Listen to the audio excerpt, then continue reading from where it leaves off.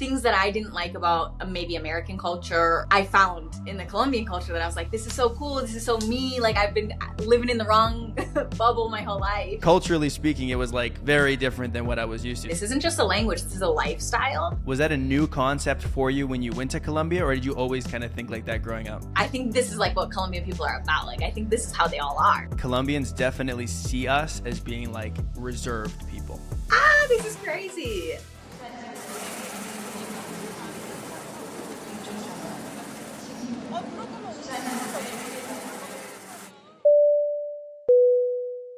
Kally, how are you? Good. How are you? How's it going?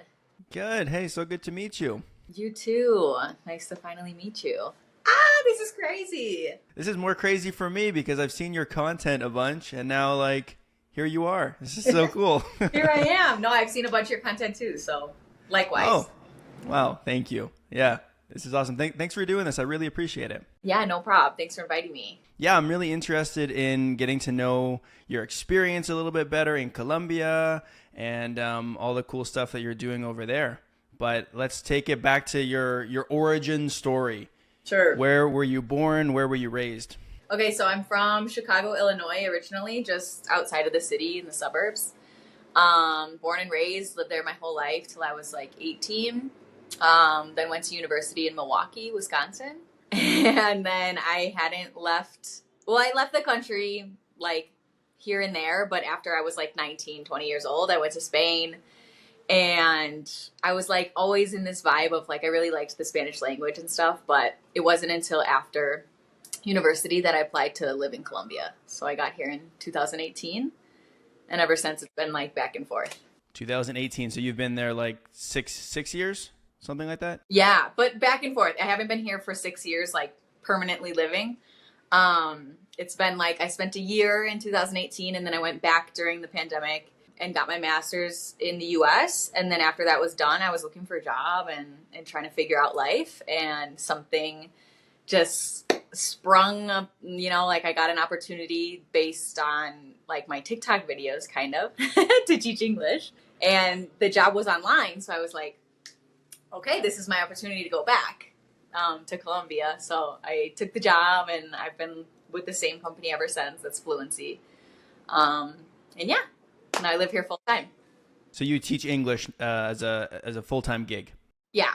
So I sell a course. The course includes a team of teachers and I'm one of them. I do the pronunciation part of that course. So a lot of my like daily work now is just selling that course and promoting it online, and also gaining traction through followers on Instagram, TikTok, YouTube, whatever it is, live classes as well, and all that's good stuff. So yeah. That's amazing. Do you teach Spanish as well? I don't. You know, I tried to get into it a bit. I don't know if you've heard of Hello Talk, the app. Yes. Yeah, I have. So, so a couple of years ago, and yeah, like up until recently, I've also been working with them just on like social media as a community manager, kind of running their Spanish page and teaching Spanish to English speakers. And it was super fun. I loved it. I think it's something that I'll probably dabble with in the future. I'm not sure. I don't know, but I would love to. I think it's nice coming from someone who learned Spanish as a second language. It's almost easier for me to be like, okay, I know the struggle. I know what you guys need. I know what you need to know and what might be hard for you. Whereas teaching English, sometimes I'm like, I don't know the explanation. I learned it when I was like literally 2 years old. So I don't know some like grammar structures and stuff. So that's been something that I have to invest time in. You know, I have to really like hone my skill as an English teacher. But I love it. It's a lot of fun. Yeah, I think that sometimes people assume that if you're a native speaker, you can just automatically teach it. And that like definitely is not the case. Like it takes learning to know how to express even the grammar in your first language. Like you said, we didn't learn English from a grammar book, right? Like, oh, what's the present progressive tense of this? And I'm like, I don't even know what that means. Literally. It's the same, like opposite. Like when I ask Spanish speakers, like, why is this in the subjunctive? And they're like, what the heck is the subjunctive? What are you talking about? Right. And I'm like, yeah, that's true. Like, I guess, whatever. So yeah, I have to think that way in English as well, as like, just taking it back to like when you learned as a baby, you don't really know. So you got to kind of do your research. But when I first started learning a second language, that's when I learned like all of the basic vocabulary. Like it's kind of like embarrassing to say, but like I didn't know like what a verb was. Yes. I didn't know Yeah. what a All the noun, an technical adjective. terms. Yeah, I had no idea. And so then when I started learning, it was Tagalog. I was like, oh, okay, I got to know what these words mean. And then I learned it through that, which was interesting. So how old were you when you started learning Tagalog? I was like 18.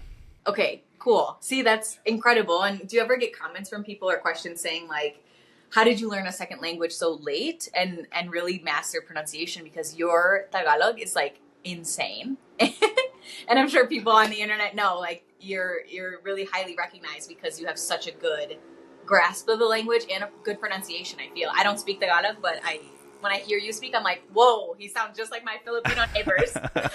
Literally. Well, that's nice of you to say. It's definitely not perfect. Filipinos can recognize that I'm not like a native speaker. But no, that people don't often ask me like the age that I started learning it. Okay. And so they normally assume that I'm part Filipino. Yeah. Like my mom is Filipino or something like that. Sure. Yeah. That you're somehow a native speaker. You lived your whole life in the Philippines or something like that. Like that's how I would imagine it. Yeah. And that's how the conversation normally goes. And people also assume that like if they just look at me like now, they would be like, oh, you're just a white guy. And then if I start speaking Tagalog, they're like, wait a minute, I can kind of see, I think you might be half. And I was like, yo, if I wasn't speaking it, they wouldn't guess that. That's so crazy. And like, So you're from Canada, right? That's right. Yeah. And then your ethnicity, like where does your family come from? It's German historically. Okay. See, so they're kind of just imagining in their head, like, okay, I can kind of see maybe you have some like Filipino blood, but it's really just because they're like connecting the dots of how well you speak. I mean, I've had that before too when I look at other people and I hear them speaking a language and I try to guess what it is. And I'm like, okay, they kind of look like this. Maybe it's Russian. And then they're like, actually, I was speaking like, Portuguese. Yeah. And I was like, oh, I was making assumptions based on how they looked, not versus how the language actually sounds. So we all kind of fall into that trap to a certain degree. But I'm like super impressed with your Spanish. That's like, so you only started learning it 6 years ago as well when you went to Spain? Or when I went to Spain, I was kind of like really rusty, but I've like taken classes my whole life. Like you probably have had this experience where you take classes or whatever in high school and then you have a conversation with someone, you're like, what the hell? Like, I don't understand anything. Or like, right, yeah. Yo bailo, tu bailas. So that was like how I spoke. So, like once I got out in the real world and tried to use it, it was like such a struggle. But I would say like using it in practice now, I was probably like 18 when I started like really trying to talk to people in my community in Spanish. So 10 years now. So when you went to Spain, did you already have that in your mind of like, I want to learn Spanish? Yeah, I had it as like a base basically that I wanted to learn. I was taking classes in my university. I was trying to do like a minor. And it was basically just a trip I took with my ex-boyfriend who was actually Colombian but had family in Spain.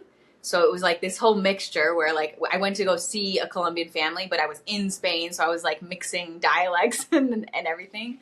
But it was good exposure. And I think it was super cool, like to learn a lot, like from his family. They were super nice. It was kind of cool because he had like little cousins that I could like practice with and not feel, like embarrassed or ashamed or whatever. I would just like practice with them.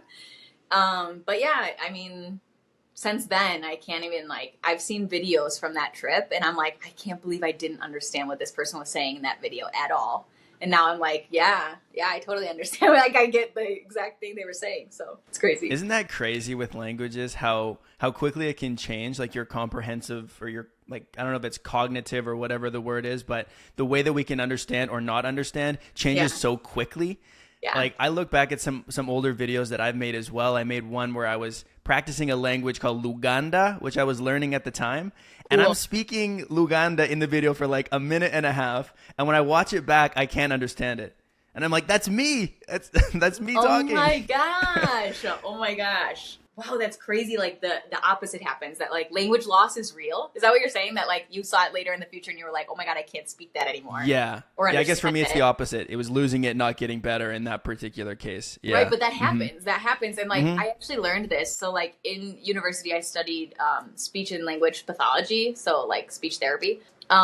But we learn a lot about how people that come to the US, a lot of immigrants that, or even ones that like grow up in the US, start to lose their native language. Like it happens a lot with Spanish speakers that maybe their parents immigrated from Mexico, but they spent their whole lives in the States. So they start to lose their Spanish over time. And they're like, what the heck's happening to me? Like, why can't I understand, or why can't I speak Spanish? I could when I was 5 and now I can't. But that's a real thing. Like our brains really do like let go of things that you don't need as much anymore. If you're not using it, you lose it. It's a crazy idea that you can have a language as a native language and then not be able to speak it in the future. That also happened with my grandpa. He's of German descent, and that was his first language. And he spoke German all the way up to when he was like 20 years old. Like he was born in Canada, but he always spoke German at home with his family. And then after his parents passed away, he had no one to speak with. He stopped speaking German, and he just couldn't speak it anymore after that. Wow. Because he hadn't spoken it for like, 50 years or something like that. And it's like hard to imagine that someone at 20 years old speaking a language fluently at some point in the future might not even be able to speak it at all. It's like, totally. Whoa, I think that's crazy. a good like lesson to learn, is that like we get rusty and our brains like really are complex things that if we're not, keeping the wheels turning, it happens. Yeah. So how much of the language motivated you to go to Colombia? Like, was it a linguistic motivation, or did you have other reasons to go there for your first trip? Oof, it was everything. I feel like that's a great question. Sorry for all the sirens. Oh, no, you're okay. Colombia. But no, it was everything. That's a great question, because I feel like at first I was kind of stuck and not advancing in learning Spanish because I was only focusing on the language.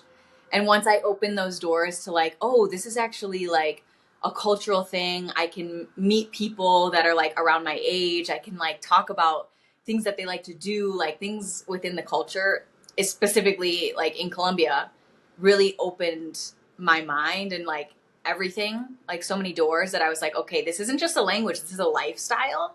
And I think once people make that bridge, it's so much easier to flow and to learn like the actual language, So it was like a paradigm shift for you of like, hey, the language is a means to understand the culture. Exactly. It's a means to actually just like know people. Cause like, why do we learn languages? Is to communicate with other people. Like that's the whole idea of language in general. So once I was like, okay, this is like, I'm not just learning the language so that I know it. I'm using it like in real time, in real life with real people. And it was just like, such a shift for me. Like, okay, this is super cool. And I think because I kind of like found my people, that I was also like, okay, this is like things that I didn't like about maybe American culture, or like certain things like in my life that I was like, meh. I found in the Colombian culture that I was like, this is so cool. This is so me. Like I've been living in the wrong bubble my whole life. And that was super cool to discover. Was that idea of like cultural integration, or like thinking that, hey, maybe I was born in the wrong country, or I lived in a bubble that didn't like serve me, was that a new concept for you when you went to Colombia, or did you always kind of think like that growing up? It was a new concept for me when I went to university. So like that was kind of what opened my eyes, was just getting like involved in new things, like opening my circle, talking to more people in my community that speak Spanish as a first language, like immigrants from everywhere. Literally, it was like I had Nicaraguan friends, Peruvian friends. I had a Peruvian roommate. Like I had Colombian friends, Puerto Rican friends. Like I was just trying to expand my circle as much as I could to learn about other places and outside the US. And like Spanish was easier because I spoke and was learning the language. So that was like where my passion was rooted. And like the people just from all over South America and even Spain, like just kind of helped in the process, I mean, what's cool about Spanish is that with one language, you can travel to like, I think it's over 22 countries or something like that. So that's a very versatile language in comparison to like, let's say if you learn Swedish, there's only one place you can speak it, right? So it's yeah, you can explore a lot more cultures with just one language. So how did you decide then that Colombia was going to be the place for you to go?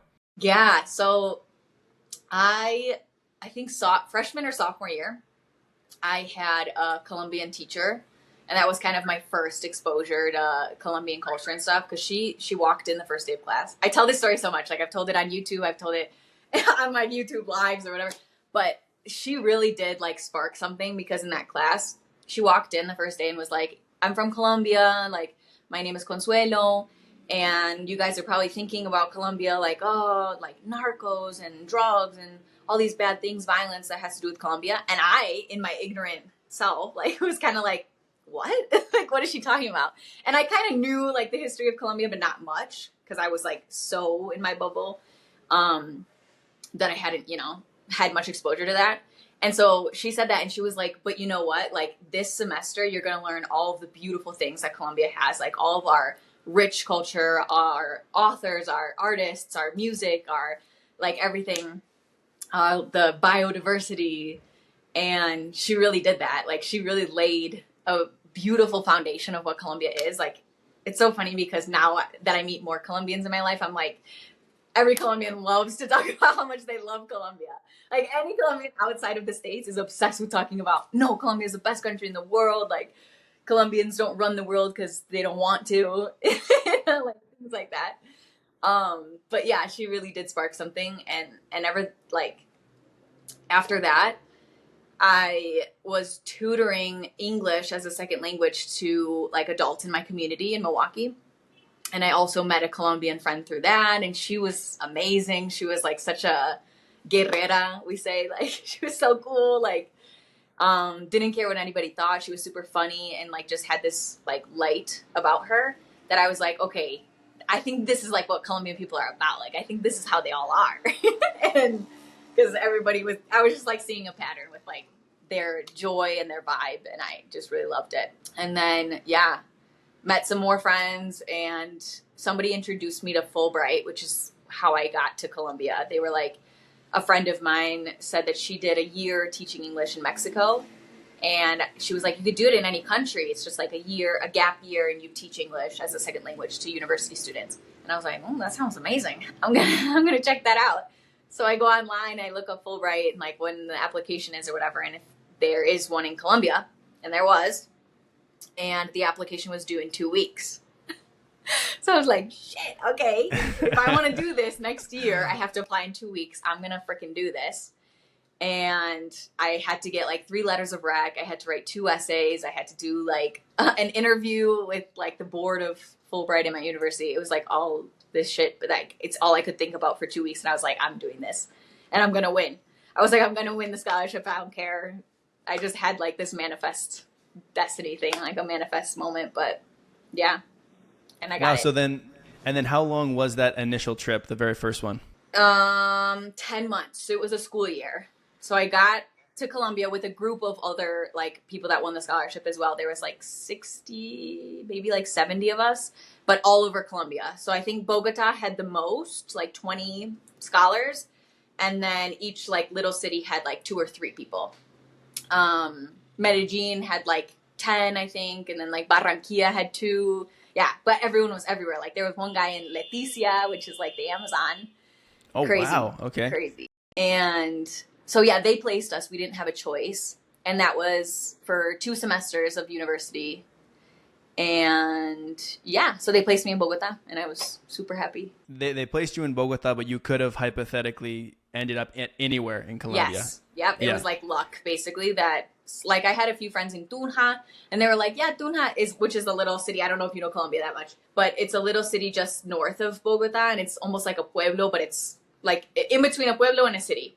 So, yeah, people were like, oh, it's such a struggle because if we want to travel, we have to come down to use the airport because there's not like a big airport in these cities and all this stuff. So I was kind of like, okay, there's a lot of benefits with being placed in Bogotá as the capital compared to, but I'm sure they had such a great time too. And like, there's benefits of being placed anywhere. Like on my other channel, I make like Filipino content, right? Almost 100% Filipino content. but the country that I've actually spent the most time in, other than Canada, is Colombia. Ah, So cool. I was there for 9 months. You have a Colombian girlfriend? Is that who I saw in your video? Okay. Yeah, exactly. Okay, Yeah, cool. that's how I ended up there for those 9 months. I did 2 trips for 9 months in total, so it was like 4 months the first trip and 5 months the second trip. Cool. Where'd you go? We stayed most of the time in Ibagué. Oh, nice. See, yeah, like there was people in Ibagué too, like Pereira, like in that kind of area. Ibagué is super nice though. Like I love it. Yeah, I it's love so it. cool. Mm-hmm. It's like warm and like the people are super nice. Yeah, what's crazy about Colombia is like you can travel a very short distance and have a completely different climate. Oh my god. Like it's crazy. Because it's not based on seasons, it's based on elevation, right? So totally. like the climate in Bogotá versus Ibagué is like completely different. Like Bogotá is like always rainy, it seems like, I don't know, Yeah, 19 I'll show degrees you right now. or It's something. pretty nice. Here, look at this out my window in the Andes. But it's a pretty nice day. Ah, okay. Decent. Yeah. But no, that's Sunny. exactly right. That like you could travel for a couple hours like south of Bogota, just down the mountain, and it's freaking hot, like hotter than Hades. So And different plants and stuff grow there. Like in Ibagué, it's like 28 degrees every day, pretty much. It's much more green, much more sunny, and yeah, I really enjoyed my time there. It was cool. But when I got there, it was like a big change for me. I was like, whoa, like culturally speaking, it was very different than what I was used to. So I can imagine for you on your very first trip, staying there for 10 months straight, you know, moving from the States with, like you said, it was kind of limited international travel experience before that, right? For sure. So yeah, that how one was trip. that? Like when you first got there, was it like overwhelming for you, or like how did you adapt to that? Yeah, it was crazy. I think I was just so excited that like I just went with the flow and tried to like assimilate as much as possible. And that's kind of my personality where it's like with Spanish and pronunciation and stuff, I just try to like be as like in touch with the culture and the language as possible.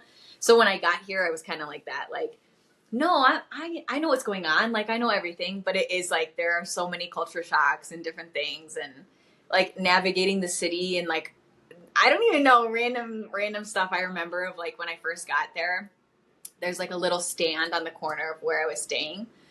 And it was like an empanada place, like a little restaurant where they sell empanadas. And I was just kind of like standing there, like didn't know if I was supposed to like order to the person like frying empanadas or the person at the cash register. And then I was like, it was just so weird. I was like, oh my God, I'm so confused and I don't know what to do. I'm just going to stand here until someone helps me.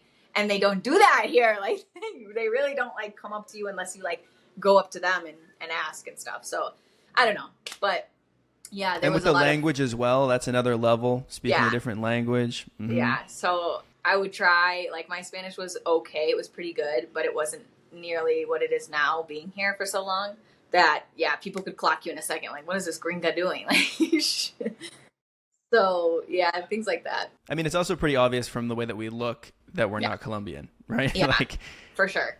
And it's cool because Colombia really does have so many regions and it is so diverse that you can go to the Pacific and literally everyone is like of African descent. And then you go to Medellin and you might see someone with like blonde hair and green eyes.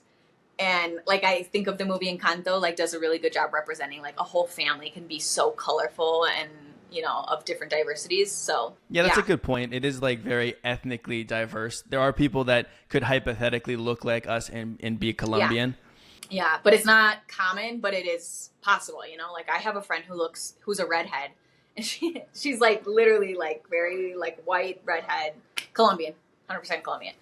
So, but yeah, that's true. It's a very diverse place. There's so many like interesting mixes of people and cultures as well. Like the culture on the coast is very different than the culture in like, you know, Bogota. Yes. Yeah. So when you said that, like the temperature changes, like the geography changes, but like the people really freaking change and like the vibes, even like how nice people are or like how they look, how they like move through their life and the city and stuff. Yeah. The food as well. The is food different. for sure. Yep. Yeah. Yeah. So have you spent the majority of the time in Bogota then? Yeah. So I've lived only in Bogota and Cartagena for just like a small amount of time. But traveling wise, yeah, I've been to a few places, but really just for a short period of time. I'll be honest with you. When I was in Colombia, Bogota was one of my least favorite places. Yeah. Are you like not into big cities, or was it just like Bogota itself is just like meh? It was, to be honest, it was just kind of Bogota. Yeah. And I don't want to, I don't want to hate on your city. You know, Don't it's like worry. it has its own charm. Don't worry. And it's not mine, so you're good. Yeah. Okay. You haven't taken ownership of it. You're like, yeah, it's okay. No, fine. It's just like the image that I have of Colombia, and I think a lot of people, like a lot of foreigners have of Colombia, is like tropical and warm and sunny and green. And like as a Canadian, I'm like looking for that stuff as well. Like we have such long, bitter winters, you know. I mean, Chicago as well, right? Yeah. You have cold winters. Yeah. So like I like the warm weather. And when I got to Bogota and it's like 19 degrees and overcast, I'm like, and everything is like pretty like urbanized. Like there's a lot of buildings and a lot of brick, and it doesn't really seem like there's a lot of nature. And so like all of those elements just made me feel like this isn't really what I was looking for, you know? Yeah, I totally get that. Because, yeah, I mean, like you said, people have an image of in their mind of like what they see Colombia as. And I think that happens a lot with my friends too. They'll be like the first time I came back, they were like, I thought you were going to come back like tan. And I'm like, yeah, Bogota's not really hot or sunny, so no. And yeah, like I think that was something that I liked about Bogota, actually, that it wasn't what I expected. And I was like, oh my God, they have like buildings and hotels and beautiful like cultural like museums and these like neighborhoods. And I don't know, it was kind of like I didn't know that Bogota especially was such a developed city, and I loved that. I guess like I don't know if that was because I was like, I mean, I'm from Chicago, but I'm not really from the city, and I kind of always wanted to live in a big city. That I think that was like something different for me, actually. That I was like, okay, this is cool. Like the malls, the mall culture here is so crazy that like a whole family will go to the mall and like spend the whole day there, and like there's so much to do, and they decorate the mall. Like I don't know. It's an impressive city from that perspective, in that it's so concentrated. Like there are so many people living in that city. It's so the traffic horrible. The traffic is rough. The traffic There's is so really many rough. things of like day-to-day life. Like when people, like you said, like if you were to come to visit Colombia, Bogota is not like my first place that I would recommend at all. Like I think it's more of like a living thing for me, and like a convenience thing and a lifestyle of like I can buy everything I want, I can go everywhere I want, I can like get things done, I can work out because there's gyms, and like I don't know, more of a like an accessibility thing. Rather than if I were to travel, I would definitely do like tropical, Cali, maybe like the Pacific. Santa Marta is like super beautiful. The beaches, like that's more my thing. But to live, city. Yeah, there's lots to do, definitely, in Bogota. There's tons of stuff to do. You can get like anything you want. And then I guess like job opportunities. You know, that would be a big thing for a lot of people living in the city. They move from other places, right? You mentioned earlier that when you went to Colombia, you found something that kind of like suited your personality more than what you had in the U.S. What were some of those things that you found in Colombia culture? That's so funny. I guess it was just like people's personalities and like their openness. I think I found it with like friends and even like my boyfriend now. I think like people are just so open about how they feel, or they're more like expressive than people in the US. Like I kind of found myself just like laughing more and like enjoying the time more, and people kind of like caring more, like, hey, you good? Like, hey, let's do this. Like you're always invited to stuff. It's never like like should I go? Am I invited? Like I felt like with the US it was kind of that vibe, and that could just be me. I'm not like generalizing that everyone from the US is very like cold or just like standoffish, but I had like a lot of experiences like that. Not with my like best friends. My good friends aren't like that, but that's why. And then people in Colombian culture, I felt like everyone was like that, like very warm, very welcoming, funny, just chill. So that was something I was missing. And that like that level of openness is definitely on like a gradient. Like it's kind of a spectrum. Like in the US and Canada, I feel like Colombians definitely see us as being like reserved people. Yeah. For Like sure. I remember when I was visiting there, my girlfriend's family, they asked me like, you know how we're like joking around and laughing? You guys don't really do that, right? Which And is like, yes, we do. I was like, no, never. We never laugh. Yeah. It's like, well, like we do it in I guess maybe in a different way is maybe what they're referring to, right? And so they do there. I did notice a vibe that people thought I would be like very introverted and very like not interested in talking to people. You know, like Colombians do the hug and the kiss a lot of times when they meet each other, or like they greet each other. A lot of Colombians would look at me like, we're not going to do this, right? Because you probably don't hug. And like, sorry, this invasion of your space. Yeah. If you're Canadian, you probably don't do the hug thing. And it's true that we don't greet each other like that in Canada. So I mean, it is a fair assumption to make. But I never thought that Canadians and Americans were like that. Like before I went to Colombia, I thought that we were like pretty outgoing people. Yeah. And I would say like outgoing wise, yeah, like there's always going to be people that are super outgoing, whether they're from, you know, the States or Colombia, and there's going to be shy people from Colombia or the United States, you know, but it was kind of like, I noticed a pattern of people from Latin America in general going out of their way to kind of like make sure you were included. Like, whereas I feel like in the US, maybe they feel like more shy to do that, or like not as outgoing in that sense of like, oh, this girl's new to the group, like let's include her, or like let's invite, we're all going to my house after this soccer game, like do you want to come? I feel like people in the United States would be like, I don't really know you like that, and like these are my high school friends and these are my college friends, and I don't want them to mix because that's like an episode of Hannah Montana and Zach and Cody crossover. It's like super weird, you know. But I feel like in Colombia it's like, this is my cousin, this is my friend from soccer, this is my friend from college, and this is my uncle, and we're all just hanging out. And I'm like, oh, okay, that's cool. I'm like, sure. Nice. Yeah, absolutely. Like I totally agree with you that like Colombians are way more like that than Canadians. Yeah. I just didn't realize how reserved we were until I got there. I thought that in comparison to other places we were like pretty bubbly and stuff, but like you guys compared to the United States are like super polite and super nice. That's what everyone says. Like, yeah, I don't know. They're just the nicest. That's like a whole other thing, is like the Canadian versus American culture. I think about that a lot, you know, because we live so close. So like we're literally, you know, neighbors, and I'm interested in you know, American culture. We get a lot of U.S. media, and Canadians love to point out the differences that we have. You know, like, oh, we're not American, we're Canadian. Yeah. And they like really emphasize it. And then, but when I'm in the States, I kind of feel like, oh, it's not that different. Like realistically, other than like, you know, some outliers or more extreme cases, we're pretty similar, like culturally. Yeah. But then every time I go there, I do notice something a little bit different. So I'm like, there are differences, but it's kind of hard to really identify them, you know? Like you really got to like comb through to find them, but they're there. And then it's kind of fun. Like, I think it's kind of fun to compare, like, oh, you guys say this, or like, oh, you do this, or like, what's that? Or I think that's cool. And I used to always be a proponent for like, the Canadian accent is like made up. Like, you know, in like American TV shows, they always put on this Canadian, like, hey, you know, walking a boot and doing this and how about this. And, oh, sorry, I'm so sorry. Sorry, bud, sorry. And I was always like, oh, that's made up. Like, that's just in movies and stuff. It's not a real thing.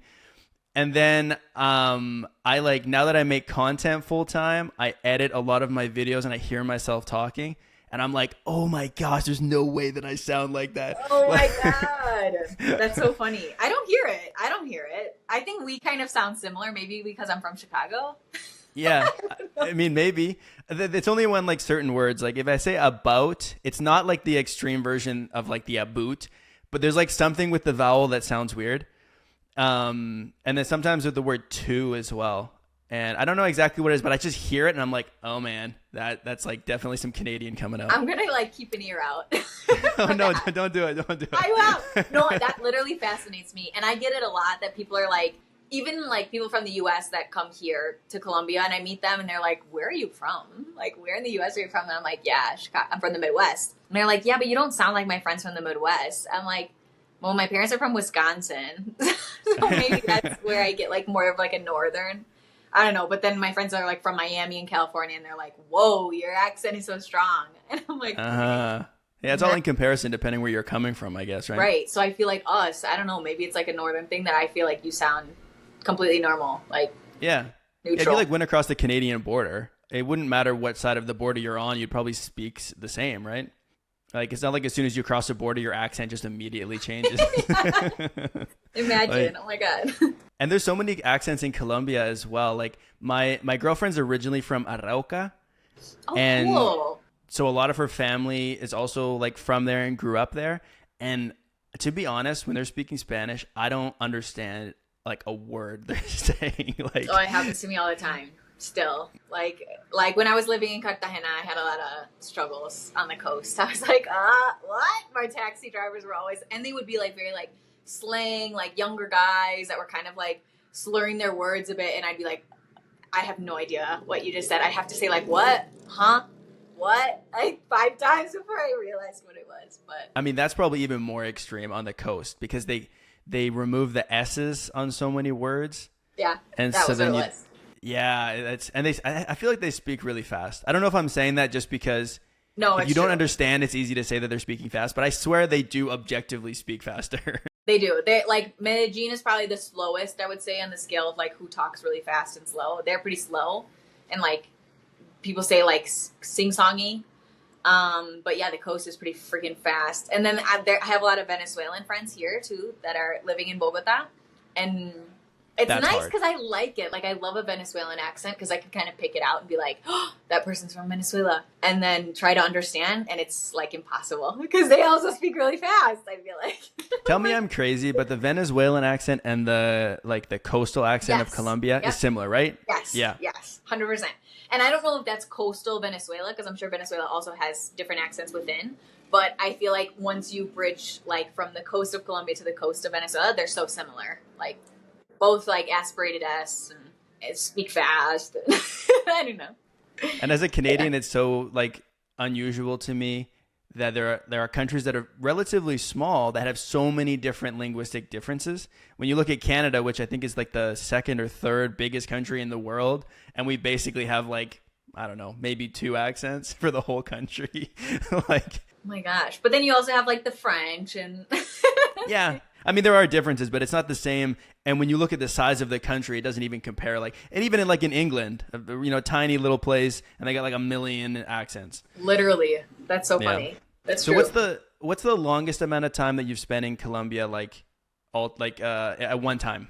I think it's now. I think it's like I'm in it right now. So I think it's been 11, 12 months. I think it's almost been a year. Okay, a year straight. In October. In October, it'll be a year straight. Yeah.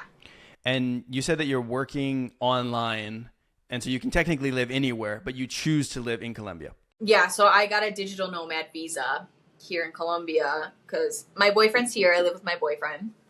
And so we kind of decided, like, I had the job online. Like, I got it 2 years ago or something like that. So we were kind of like, where should we go? And he was looking for a job then.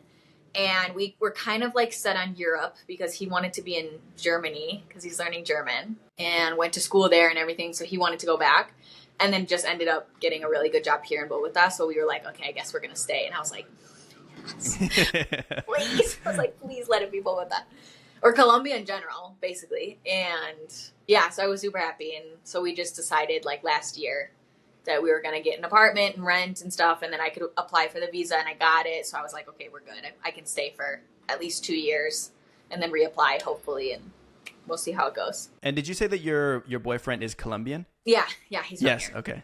Cool. Yeah. Yeah. When I was in Colombia, it was the longest that I had spent outside of Canada, and for the first 4 months, I was really focused on the language, because that's a big piece of it, right? I took some classes, like some Spanish classes in university, but realistically, I didn't really speak anything. I just like would use some of my like Tagalog knowledge, and I would Yeah. like just try to fake it, kind of. Because they're so similar, right? Like, I get that a lot. That Yeah. when I was working for Hello Talk teaching Spanish, we would get so many people from the Philippines being like, this is the same in Tagalog. And I'd be like, what? Like, that's crazy.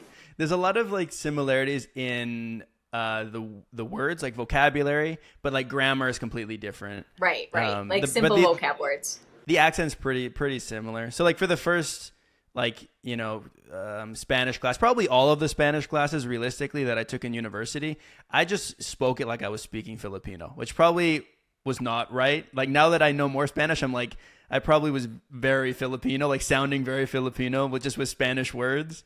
But I didn't really know any Spanish. And so when I went to Colombia for the first time, I was like, ooh, I gotta learn this language. Like I did like a 5-month kind of crash course on my own, trying to learn as much as I could before I went there.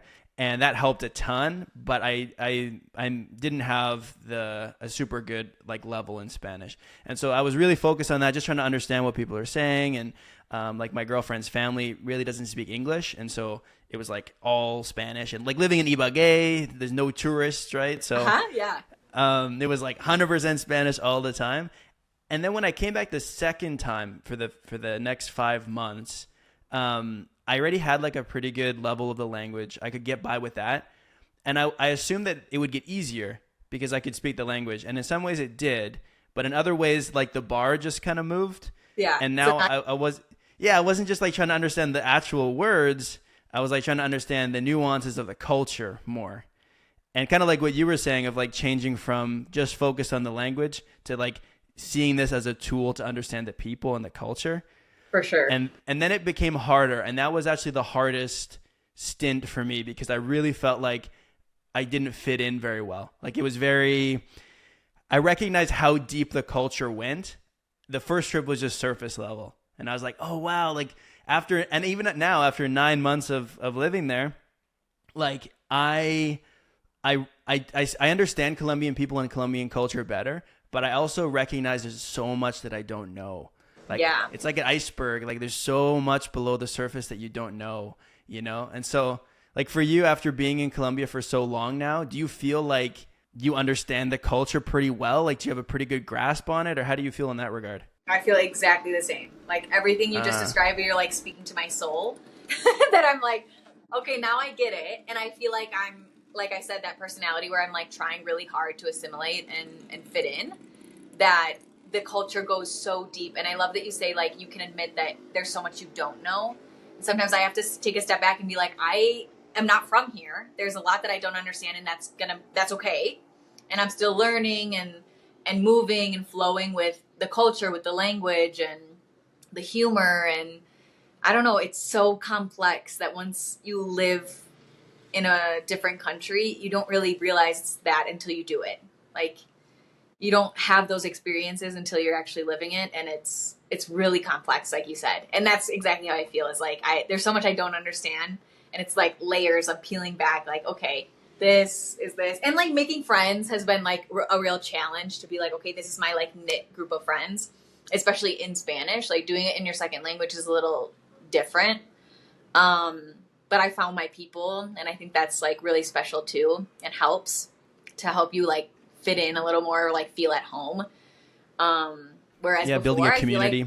I feel like those first 10 months, like you said, it was kind of like, okay, this is just like surface level. I'm just like getting my feet wet for the first time of like, what is this country like? What are these people like? And I just like enjoyed it so much. But yeah, I didn't realize like all the other stuff that it entails to live here. And that like that aspect of integrating into another culture is like it's what makes it so rich.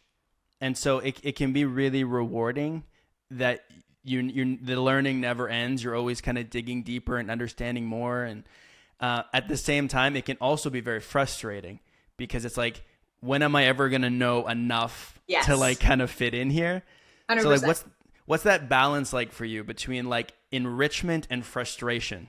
I feel like the way you just said it was great. Like I have to give myself credit, but also like admit to myself, like, okay, it's frustrating, but like, okay, you're fine. Like let it ride. It's going to be okay. Like I have my community that helps me and makes me feel kind of like grounded and at home. But yeah, I'm hard on myself sometimes. Like I got to admit, I'm pretty like, nah, like you got to be better. Like you got to really learn, or like, almost disguise yourself so you don't seem foreign. And I don't like making mistakes in public. And I'm like, that was so embarrassing. I made this mistake, but like, nah, like I tell other people and then I like dish it out, but I can't take it. Where I'm like, no, don't be embarrassed. Like, you're learning a second language. You're fine. You're living in a foreign country. It's fine. But yeah, I can definitely be hard on myself when I'm frustrated with not fitting in. It's hard. Right.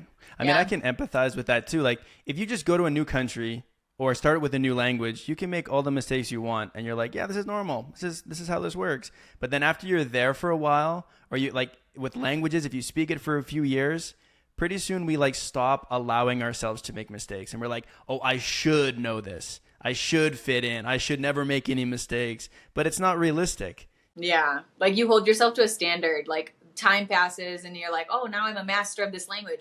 I don't even know English sometimes. I'm like, what does that word? What is like no cap? Like, huh? What does that mean? So it's like we are always constantly learning. No one's going to ever know 100% of their own language or another one. So, you know. Yeah, you never arrive. You're never like, okay, I got it now. Exactly. It's a journey. There's never a destination. It's always just, Yeah. It's tricky too when it involves another language, because both of those things are kind of like developing at the same time. It's like cultural awareness and like linguistic ability. Exactly. Like you said, like you can learn basic vocabulary, but then maybe the second time you're here, you hear that word being used in a way that you're like, what the heck? Like, why are they saying this phrase, like expressions? And we have that in English, you know, where it's like, there's so many different, how do I say that? Like subcontexts where like language literally is not used always in the way that people think. It's not literal. It's so figurative, and body language and jokes. It's nuanced. Yeah, the nuances of the language is insane. So in your day-to-day life now, living in Bogota, do you speak more Spanish or more English? Spanish. Spanish for sure. Like, I think I go the whole day speaking Spanish because I only speak Spanish like in my environment, I guess, you know, like going to the store or doing whatever. And then my job, my Fluency Academy is actually from Brazil. So that's how I'm kind of like dipping into Portuguese and trying to learn that for my third language. And cool. I love how you said that you were speaking Spanish with like Tagalog as your base and that, because it's definitely like my Portuguese is full of just like Spanish influence. It's so ugly. Like, I'm really trying to separate it, but it's hard. It's hard because they're so similar. Yeah, it's easy to do that with languages that have at least have the same like similar pronunciation. It's so easy to do that. For sure. Like, I'll speak Spanish with a Portuguese accent, like a Brazilian accent, and it's just horrible. They're like, that's Spanish, bro. Stop. Like, you're like, it kind of works though. It kind of works. I'm like, I can get by. I can survive in Brazil. It's fine. But yeah, so most of my day, like work, we speak in Spanish, like in my meetings and everything like that. And then with my boyfriend, we speak like Spanglish pretty constantly. Like I pretty much like let it fly when like the word just doesn't come in Spanish. I just say it in English, and he speaks perfect English too. So it's kind of like back and forth. Like, he'll say a word in English as well. I don't know, it's weird. You got a bilingual relationship. That's cool. Yeah, literally, yeah. Yeah.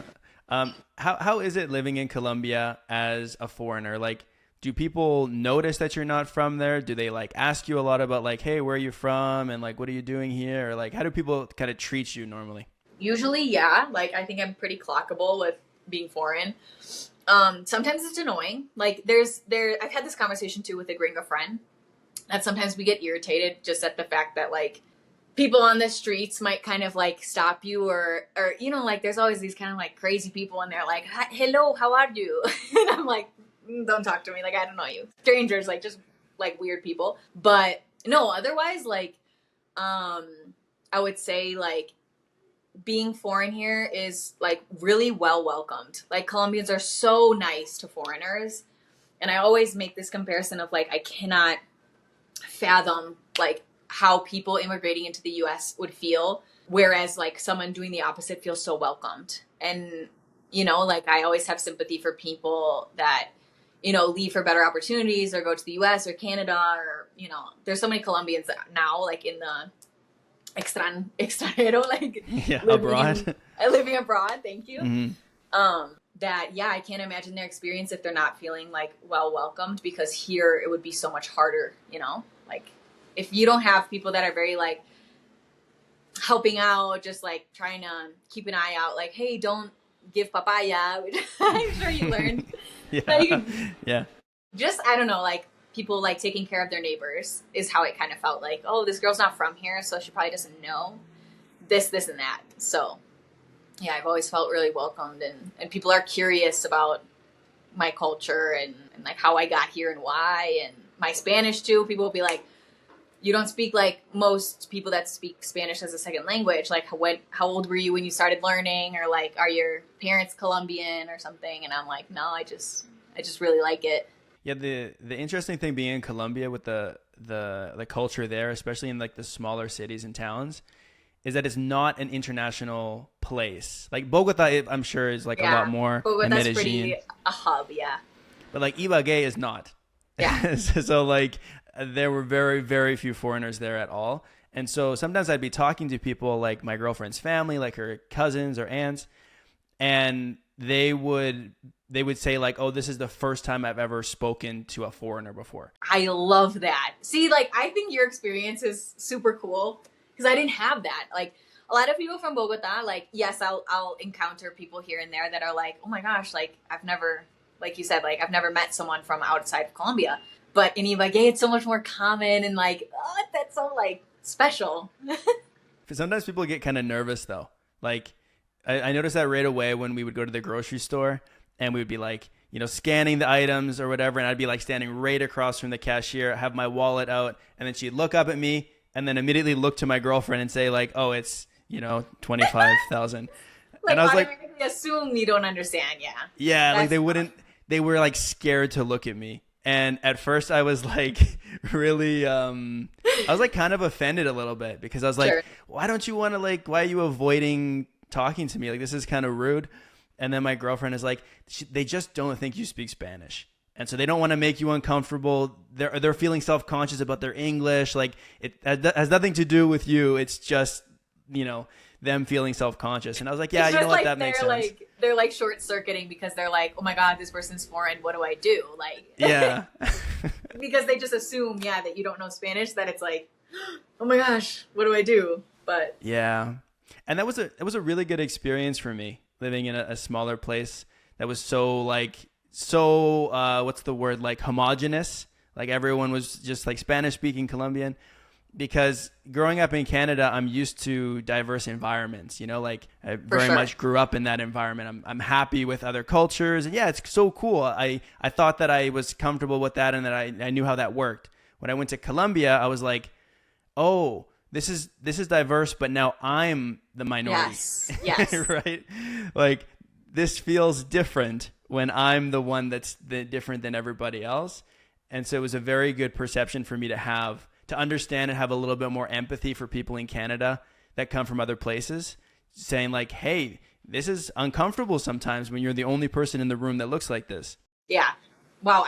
Exactly the same experience happened to me just recently when we went to the Pacific coast, because the Pacific of Colombia is just so rich, full of African culture that everyone there is Black. And so when I went, it was like the same experience that I was like, wow, I'm so different. Like you can totally tell I'm not from here. I'm definitely like this white girl and one of the only white girls like within this city in Buenaventura. And that was like what I thought of. I was like, wow, this must be how it feels for like someone in high school that's like one of the only Black students in like a predominantly white area. Like I can't imagine how that must feel going to school every single day like that when I'm just here traveling.